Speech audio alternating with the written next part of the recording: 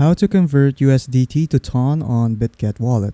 So hello everyone, so in today's video, I will show you guys on how to convert USDT to TON on your Bitget Wallet. So without further ado, let us begin. So first, just open up Bitget Wallet. So once you're here, what you want to do is you just go to the home page right here, click on more right here, and then from here what you want to do is to just click on swap. And then after that, what you want to do is to set your from to USDT, so make sure that this is USDT, and then after that set your to TON. So just look for TON right here, or you can just simply search it up. There you go, we have TON, so just click on that, and then there you go. So once you're done, just simply input the amount of USDT that you want to convert into TON. So for example, I'll set it to 20 USDT, and then there you go. So if I convert 20 USDT to TON, I will get 3.649 TON coins. So once you're sure that you're ready to convert your USDT to TON, just click on this button right here, and then after that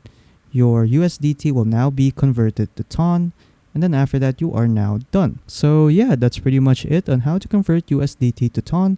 So if you found this video helpful, don't forget to leave a like and subscribe for more tech tips. That is all.